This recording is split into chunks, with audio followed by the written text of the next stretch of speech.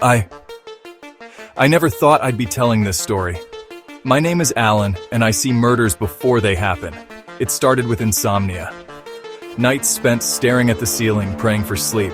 The silence was deafening, broken only by my racing thoughts. The silence of my bedroom was deafening. The tick of the clock, a countdown to another sleepless dawn.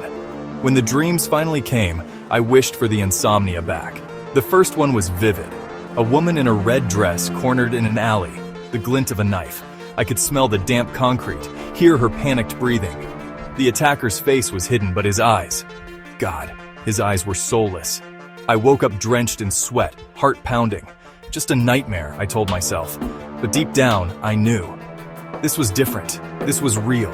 But then I saw the news. The same woman, the same dress, the same alley. My blood ran cold. It couldn't be real. It had to be a coincidence. But the details, they were too precise, too familiar. I felt sick to my stomach.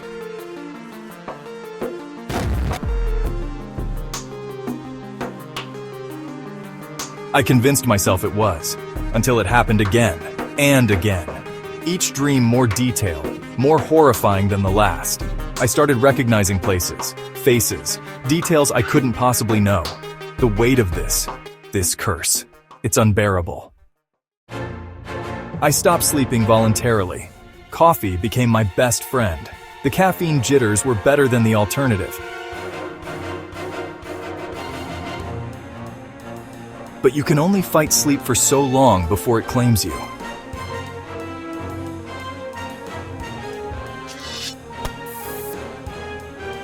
And when it did, the visions returned. More intense, more real. I saw a man stabbed in a parking garage. A teenager pushed off a bridge. I started to question my sanity. Was I somehow causing these deaths? I consulted doctors, therapists. They prescribed pills, suggested meditation. Nothing helped.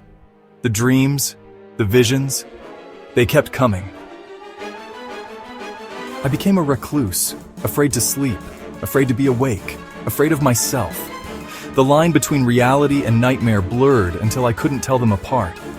But last night I dreamed of a murder that hasn't happened yet. I saw it all, the victim, the location, even the time on a nearby clock. For the first time, I have a chance to stop it. But should I? What if I'm wrong? What if I'm going mad?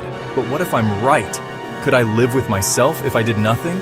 The police would never believe me. How could they? Hello, officer. I dreamed about a murder that's going to happen. No, I'm not the killer. It sounds insane. I know it does. But it's my reality now.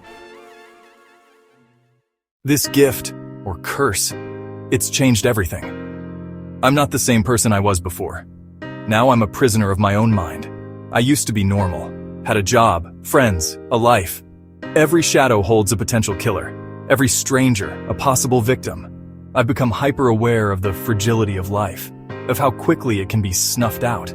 The dreams have shown me the darkness that lurks in the hearts of some people, but they've also shown me the value of every single life. So now, I face a choice. Do I act on this latest dream?